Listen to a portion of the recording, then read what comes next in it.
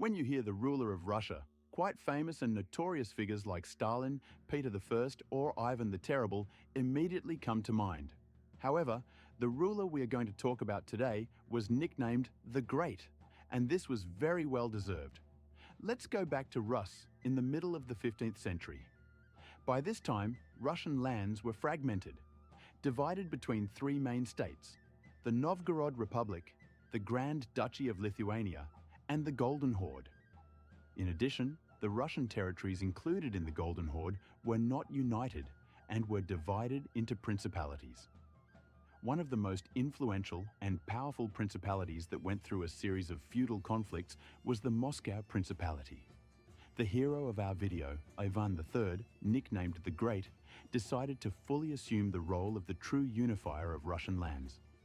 As soon as he ascended to the throne in 1462, he annexed the territories of the neighboring Yaroslavl, Dmitrov, and Rostov principalities through diplomatic maneuvers, without shedding blood.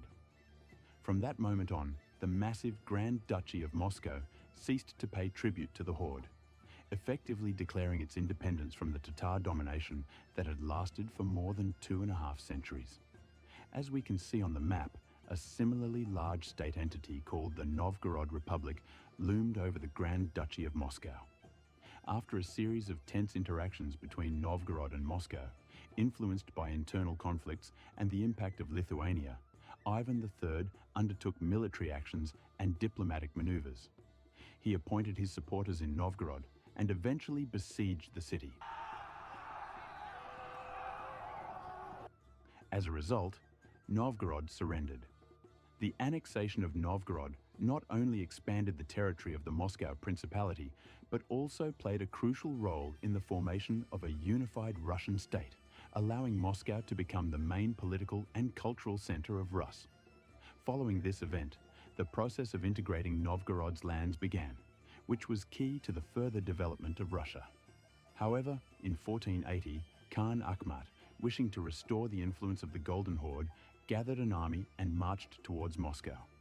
Ivan III, in turn, assembled his forces and decided not to surrender.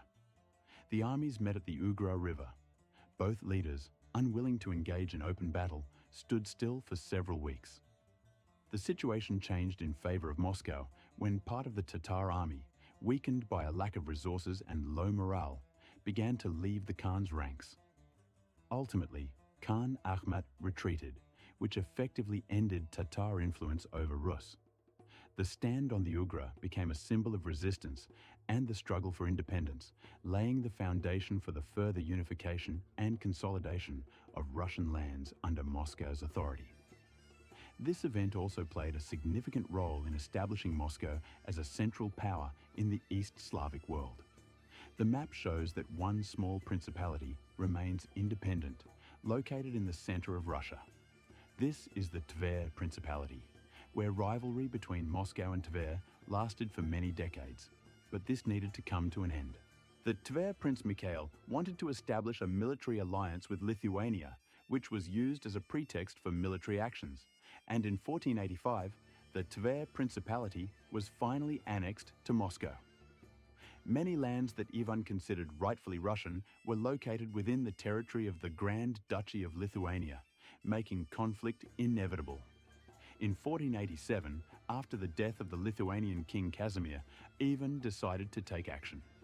As a result of military and diplomatic efforts, in 1494, Lithuania recognized a number of its lost territories as belonging to Russia. But this war was not the last. The Ryazan Principality was the last to fall, which, although considered independent, had a sister of Ivan as the wife of the prince, and after the death of her husband, she was regent. In 1520, Ivan's troops captured the prince, and the Ryazan Principality was fully annexed to Russia. In addition to the western direction, Russia also expanded eastward. By the beginning of the 16th century, the vast lands of Perm and Vyatka in the east had been annexed. However, Ivan still wanted to take revenge on the Lithuanians, and then, using the oppression of the Orthodox population as a pretext, he began military operations. In just 3 years, he managed to achieve quite impressive successes and occupy a vast territory that constituted a third of the Grand Duchy of Lithuania. To understand how significant a role he played, it is enough to realize that before his accession, the Russian state did not exist as such, but was only a small Moscow principality, torn apart by feudal wars with its neighbors, and by the time of his death, Russia was one of the largest states in all of Europe. Just compare the two maps, before and after. Ivan clearly recognized himself as a ruler, and his wife was the niece of the last Byzantine emperor, Sophia Palaiologina. He also approved the coat of arms in the form of a double-headed eagle, and for the first time gave himself the title of Tsar of all Russia. If you liked it, please subscribe and give a like.